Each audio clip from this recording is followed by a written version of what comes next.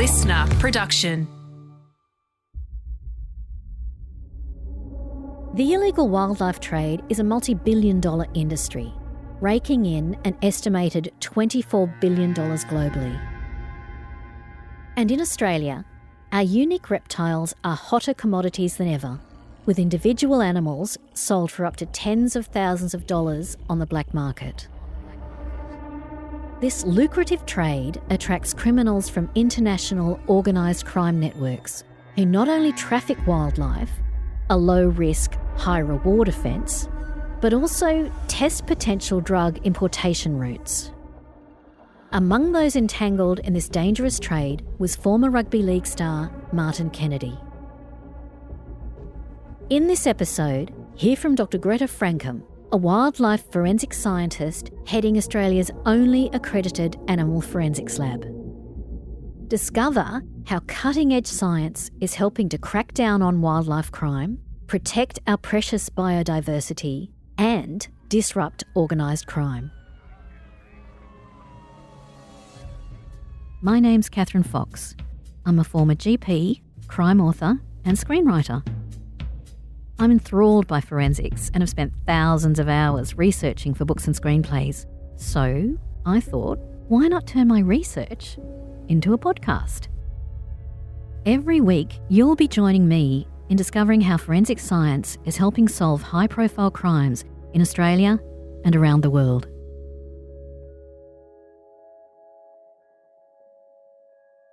Wildlife crime is the illegal take, trafficking, poaching and trading of wildlife. This is animals and plants as well. And so it can have environmental impacts on the species themselves that are being illegally traded. It can have biosecurity impacts on the countries where these animals and plants are being traded to. So an animal from one country might end up in another one, become feral or invasive and have impacts on the environment. It might also bring in parasites and pathogens that weren't originally in that country, which could impact, say, not just the native species that are there, but also agriculture. So we're all very aware of avian flu at the moment. So if birds are brought into Australia with that, it might get out and impact our agriculture, our chickens. We may not have eggs or poultry because of that.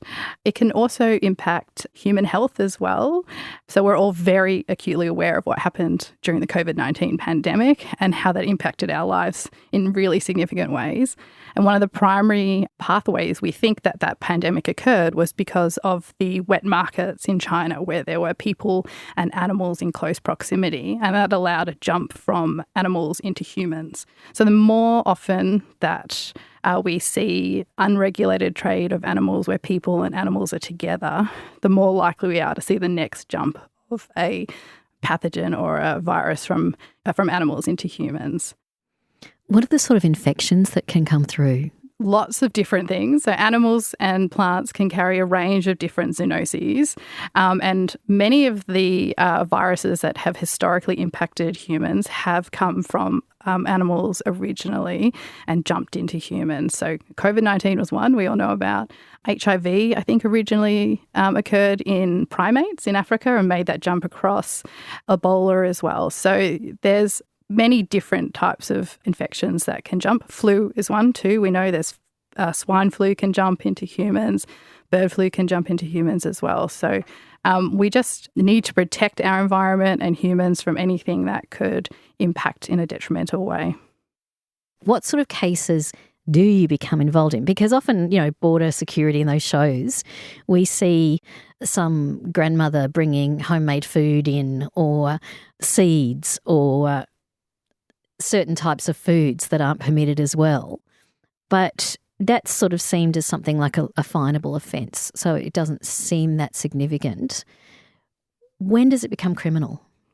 Well, it is a criminal offence to bring those things in, but when I get involved is when there's been a seizure made. I'm a zoologist, so I deal with animals. I don't deal with plants. And I'm a DNA biologist. So when something comes into the country and it can't be identified, that's when they come to me. So meat products, eggs, parts of animals, those sort of things will come to our lab, and I'll do a DNA test to identify what they are. We also see whole animals through the illegal pet trade that come into my lab. But I'm based at a museum, and we have a team of incredible scientists at the museum who know reptiles and birds and mammals. So they are able to look at whole animals and provide those identifications for us. But if it's something that we don't know what it is, then it'll come to me and I'll do a DNA test. What sort of animals and birds are being smuggled? Well, unfortunately, there's probably a market for anything and everything around the world, depending on trends and tastes. But we see a lot of reptiles being smuggled and bird eggs. So reptiles, they've got low metabolism. They're easier to trade in volume, and they're more likely to survive the process of being smuggled just through their biology. They don't need to eat so much. They're non-vocal, so they don't make a lot of noise, and they will survive that process. And there's also a lot of people like to keep reptiles around the world. So there is sort of a wanton around the world for that. So we see a lot of reptiles, lizards, turtles mostly. But we do see birds as well, bird eggs in particular. So parrots, obviously really valued in the pet trade. They're beautiful birds. Who do you think is behind the smuggling? Do you think it's organised, or do you think it's a group of individuals who just see a quick way of making $1? Are they mules who are carrying these animals and birds? It spans that whole continuum of what you just described. You know, it's similar to drugs trades. There'll be people that are sort of just doing it on the side, small amounts, then right through to organised crime. It really is a profits-driven crime, wildlife trade. So there are organised groups out there who are doing it on large scales, and they'll have teams of people that go out and poach and package and smuggle these animals around the world for clients that want and have asked or ordered certain species. We have had calls where police have gone in to raid bikie premises and have found a range of snakes as well, and they don't know what to do because, they're sort of seen as a tough status symbol to have. What sort of person do you think buys illegal animals? I mean, I'm happy with having a domestic animal as a pet. That's fine. But some people obviously crave or want to have things that are exotic and different from other people, and then seek to find the weirdest and most wonderful thing they can have. I mean, some people do it sort of unwittingly. They just see something cool and they're like, oh, I want one of those, and then go on the internet. I mean, a lot of this is now facilitated through social media, and they can buy whatever they want online and it turns up. So it's a range of different people. Those who are doing the trading, though, are purely motivated by profit, not any sort of animal welfare or any of that sort of stuff. So it depends on what, part of the chain you're looking at, what sort of motivation they have, whether they're at the top and they're just wanting profit and this is an easy way to do it, or whether they're sort of a player or a buyer who want something cool, or whether there's people that are doing the poaching and that's sort of their way of getting something to live on. So in some of these parts of the world, these people that are actually doing it don't have other ways to make money. And so there's a very low hanging fruit in terms of trying to get those people, whereas it's being driven by people who are really looking for profits further up the chain. And it's also seen as a low risk, high reward crime because there isn't that sort of resources put into prosecuting people when they do get caught. And as you sort of have alluded to, people sometimes may just get a slap on the wrist when they are caught. They don't get the sort of jail time you see from a drugs trafficker or a weapons trafficker. And there is sometimes an interaction between the different types of criminal activity as well. So you may see drugs and wildlife being smuggled through the same routes by the same people. Is one a testing port for the other? Potentially. You could use wildlife to test a route, and if you don't get caught, put more high value contraband through that route as well. So how are they actually brought into Australia? Well, we have seen them come through in many different ways. I have had a whole suitcase full of birds in our lab, so people just trying to bring them through the airport. I've seen eggs that have been smuggled on the persons themselves come through our lab. So we had some eggs come into a lab a few years ago that had been seized off someone who'd sat on a plane from, I think, the Czech Republic through Dubai into Sydney. He was pulled over by customs because had been in and out of the country for short periods of time previously, and so that had kind of put him on this watch list. And when he was searched, he had 16 eggs in his undies. A lot of them are through the mail, so they're found either at mail gateways or coming through couriers or the mail. So it can be done in various different ways. How do they come to you? The specimens, the birds, the animals? So there are investigations teams that are based in Australian Border Force, the Australian Department of Agriculture, Forestry and Fisheries, who are specialised in these wildlife investigations. So they will find them. Australian Border Force will find it if it's coming in through, say, the airport or ports. They'll be seized. If they're live animals, they'll often be euthanized because they're a biosecurity risk. And then they'll come to us for identification, or I'll go out to, say, a Department of Agriculture site and take samples on site, depending on how big or how many they are, and then take them back to the lab for testing. There's a case of a former rugby league player, Martin Kennedy. You were involved in that case? Yes. So Martin Kennedy was found to be smuggling Australian animals out of the country, predominantly reptiles and turtles, I think, and also importing into the country from Thailand. So we saw a lot of the species in our lab for identification because there was a huge amount of different species. There were mammals. I think we saw some sugar gliders. There was a range of fish, snakeheads, neotropical stingrays. So not from Asia, from other parts of the world as well. And there were chameleons, other turtles, a range of different species. So we had to bring in our herpetologists, our reptile experts, our ichthyologists, our fish experts, and our mammalogists, our mammal experts, to do a range of identifications on the animals that he was accused of bringing into the country. Where were they all found? So I think what he was doing was sending via courier into the country and out of the country. So I think they were found at sort of mail gateways. I think what he was doing was sending them out of the country, and few of those were picked up first, and I think there were investigators just sort of followed that trail.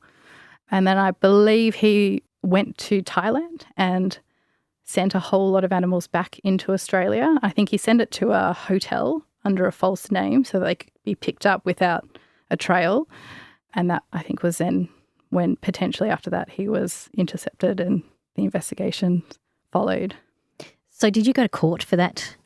So we don't often go to court. What we do is provide our expert witness statements that are read into evidence.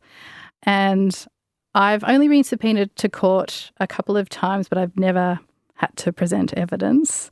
I think this is, again, there's not much education around what can and can't be done in wildlife crimes, and the people that are involved maybe, don't have the best lawyers and things like that as well. I think also sometimes people don't realise you can get DNA out of, say, a bird egg or something like that. So when the evidence is presented in front of them, they then just confess and say, oh, well, yeah, I did do that. And there's not much. We haven't been challenged about the evidence we've presented in court yet. So when you put all together your evidence, what sort of evidence are you providing to the prosecution or the police? So most of the time we're just providing a species identification because that's sort of the unit that is legislated against. So you can bring these species into the country. You can't bring these species into the country. You need this permit for this species. So most of the time we just provide a species identification, or as close to that as we can get based on the reference data that is available. And that's the evidence we provide. So my witness statements would say, I was presented with this evidence by this person at this time. I did these tests, and this is my conclusion. It is this species. What happened to Martin Kennedy? He went to court, and I believe the first trial, he was only given a suspended sentence to be served as a community order. Then the Commonwealth appealed that because they didn't think it was severe enough punishment for the level of trafficking that he was involved in. But he was smuggling in and out. And exporting out, yes. So Commonwealth appealed that, and the Court of Appeals agreed with them that it was manifestly inadequate. So I think then he was sentenced to 4 years jail time with a minimum period as well. It's mind-boggling to think that this is happening and then somebody gets pretty much community service or a good behaviour bond. Yeah. Does that suggest that judges or even prosecutors aren't taking it that seriously? I don't think that they're not taking it seriously. It's probably more that they don't understand, they're not educated in the impacts of environmental crime, maybe. I've seen in other parts of the world where, environmental lawyers are spending time trying to put together information sheets for judges so that they know if this is a species that is being presented as being illegally smuggled, this is actually what the impacts are. This is what we know about this species. If you take 1,000 turtles out of this population, this is the percentage of that global population that you're impacting. These are the diseases that may be transmitted, those sort of things. So I think there's a lot we could do in terms of educating in Australia, the legal fraternity and judges, about the impacts and consequences of environmental crime. And that may lead to potentially stronger sentences in the future.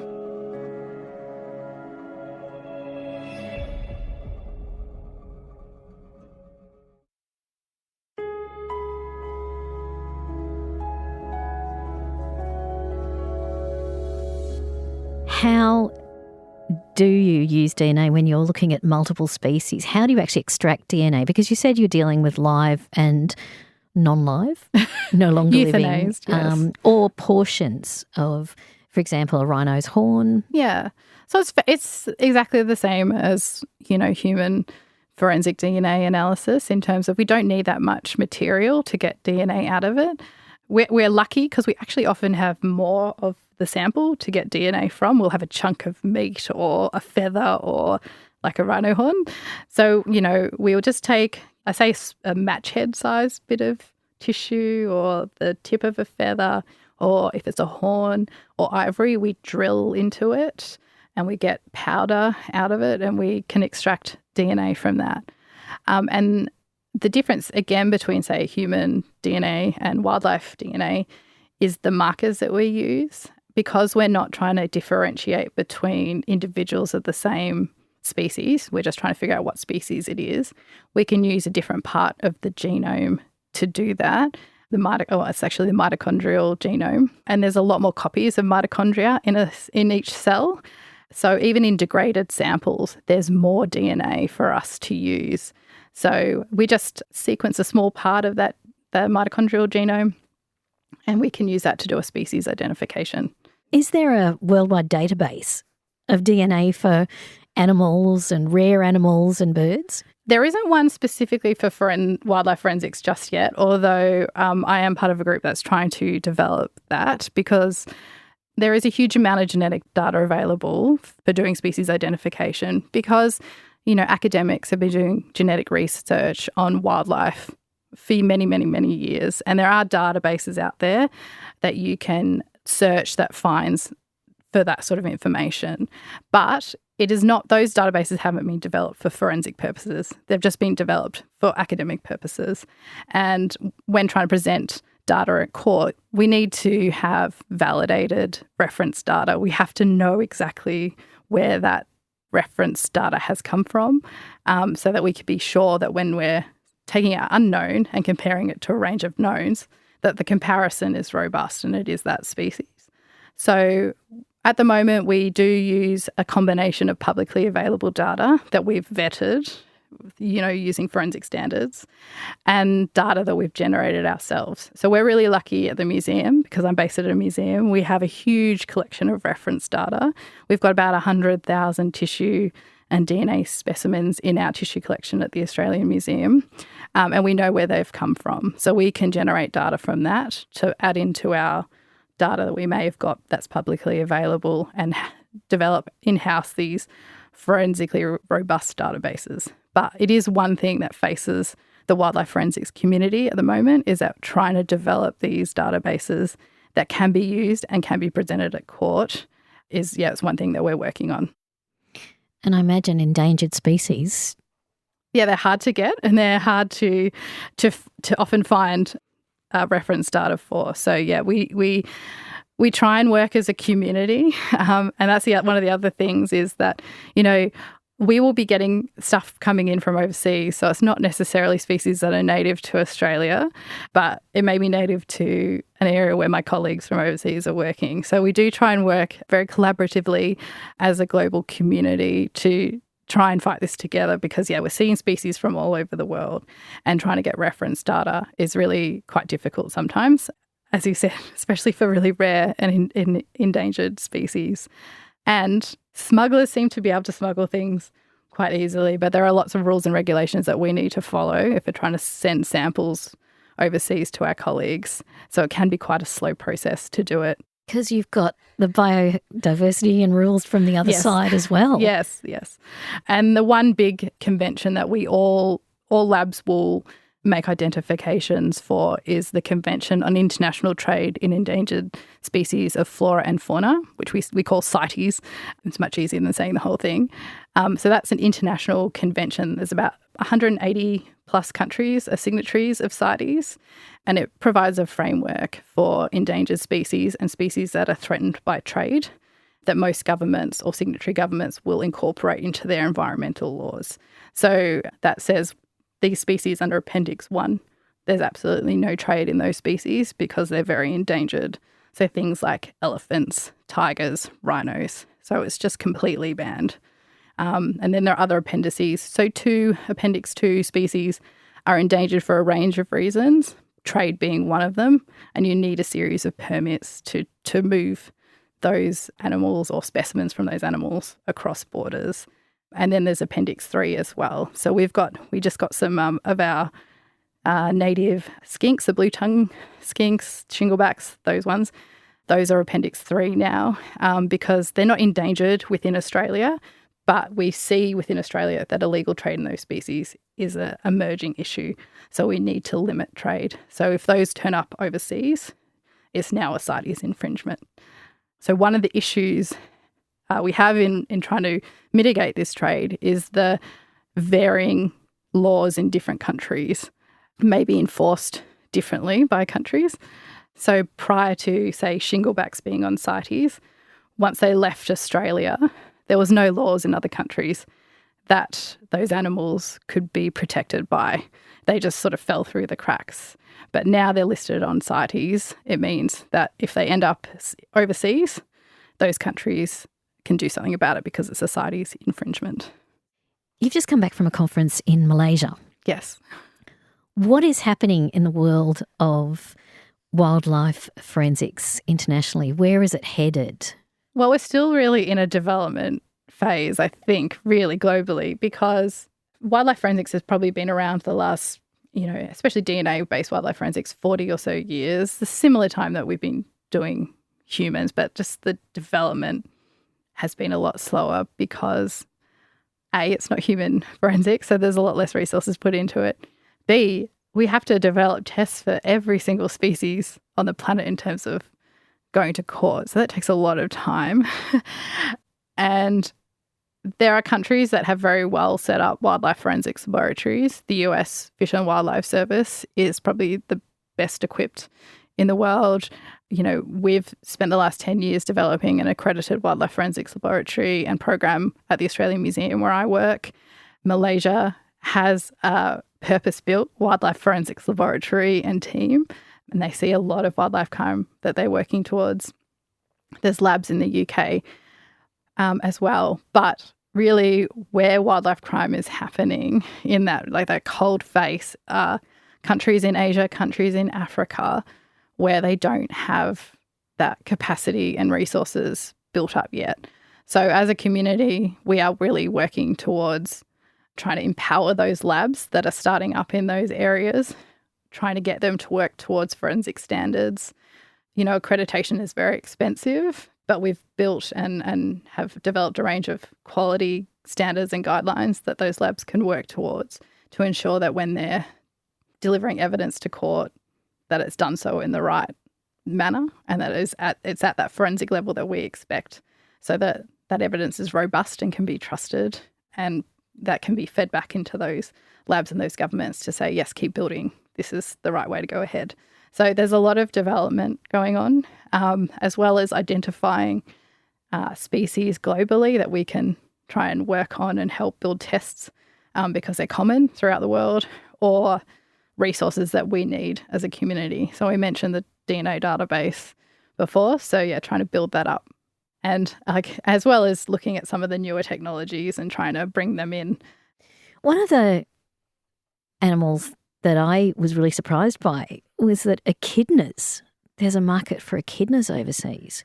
You know, they are a really unique animal, very cool to have in zoos. And, you know, zoos, we've probably all experienced different levels of zoos as we've travelled around overseas. So we've got some incredible zoos here in Australia. But, you know, there are zoos that are not as scrupulous in other parts of the world and may try and source animals from less scrupulous means as well. And echidnas, we think of them as iconically Australian, and they are the most widely distributed mammal in Australia. You'll find them all over the place. But there are actually, there is a distribution of echidnas in New Guinea as well. So it does reach into that part of the world. So there are breeding facilities in the Indonesian side of New Guinea, and Indonesia sometimes gives out breeding permits to say that if these facilities breed 50 of them, they can sell them. And we know that echidnas are very, very hard to breed in captivity from the experience of Australian zoos, because they have this really unique way of mating. So female echidnas, they kind of, when they come into season, wander around with this train of males behind them. There can be a couple, can be, 5 or 6 echidnas. And at some point, she figures out which male she wants to mate with, and she mates with that male. But that's really, really hard to recreate in captivity. So there's only been a few zoos that have been... It's a reverse harem. Yeah, it is. So it's only been a few zoos that have managed to successfully create that. But we also know that a lot of puggles, the baby echidnas that are bought in zoos, often also don't make it through their first year. So it's a really hard husbandry, around animal husbandry, that's required for echidnas. So when we see breeding facilities giving out permits for 50 captive bred echidnas in other parts of the world, we suspect it's more likely that they're just going into the wild and picking wild animals and selling them rather than breeding them, because there's a huge amount of cost involved in breeding them. So this is one of the things that the wildlife forensic community is also grappling with at the moment, is how you determine whether something is captive bred or wild caught. So that there's a few different methods that people are trying to develop to validate that. So we can use potentially genetics. We can potentially use stable isotopes as well. Does that look at the diet they've eaten? Yeah. So the theory behind the stable isotopes is if a captive animal should be fed a constant diet over time, and that'll show up in the elemental analysis of, say, the quills of an echidna or the feathers or the scales of an animal. But if it's in the wild, it's eating different things every day. So the elemental analysis should be quite different. So that's one method that's been investigated to try and police that captive versus wild. In terms of market supply and demand, what would something like an echidna or a shingleback be worth? So I like to say there is no value because, it's a black market and we shouldn't... It's a price. We shouldn't put a price on these things. But in terms of what is on the record, they can go from... so domestically, they don't go for that much, a few $100s. But once they go overseas, it could be many, many times that. So shinglebacks, for example, come in a range of different morphs, so different colour and patterning across the back. So if you're in Eastern Australia, they tend to be more black. As you go through to Western Australia, they tend to get a bit greyer. They get these flecks of red in them. So some of the morphs are more valuable than others because they're perceived as being prettier versions of the lizard. So some of those more in-demand colour patterns can go for, say, $10,000 overseas. But So once they leave Australia, they can be quite expensive. I actually wouldn't know what an echidna is worth on the black market. I haven't seen that very much. Yeah. So mostly it's the reptiles that we see for sort of going 1,000, 5,000, 10,000, depending on the coloration and where they're going. Do you still see ivory? So I probably see ivory maybe 1 or 2 times a year come through Australia. We don't have the same volume of ivory trade as seen in other parts of the world, but every now and then it does come through. I actually saw quite a lot during the pandemic that came through our lab. I think people were buying things online, not really knowing what they were or potentially knowing what they were. But so we saw quite a lot during that period. It's tapered off a bit now. I don't need to do DNA on that, actually. A lot of the time we just can do that visually.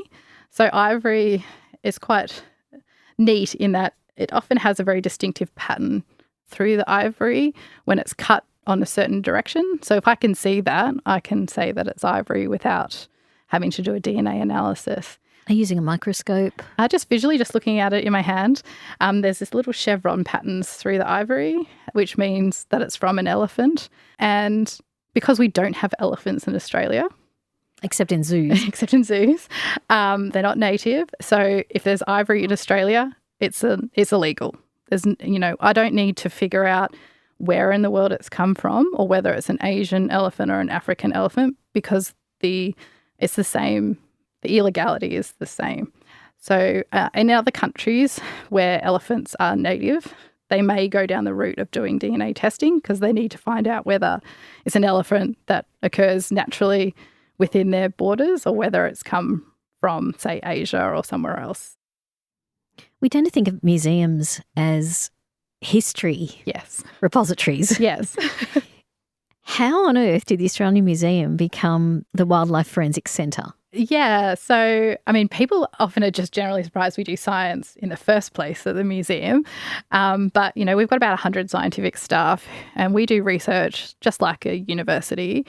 But, our focus is primarily on museum-based science questions. So the evolutionary history of species, what is a species, how is it related to other species? We've got cabinets full of things. We like to put names on it. So that's where our focus is.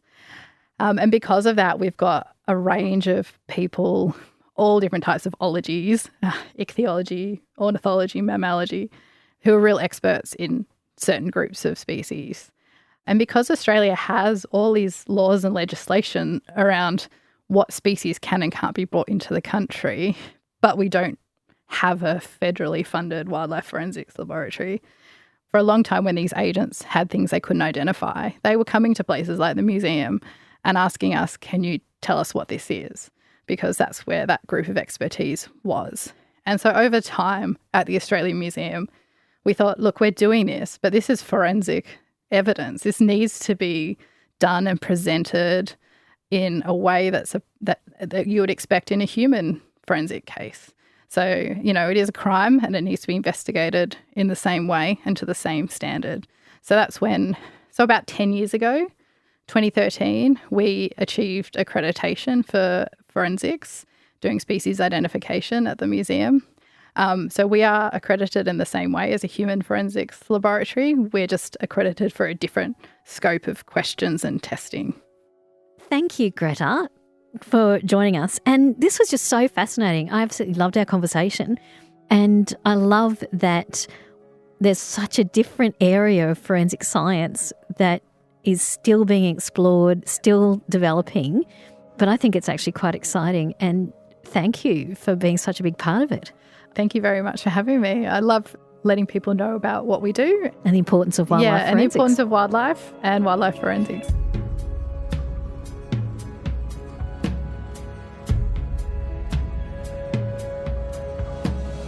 Crime Insiders Forensics is a listener original production. It's hosted by me, Kathryn Fox, and produced by Holly Mitchell and Ed Gooden. Sound design and imaging is by Link Kelly.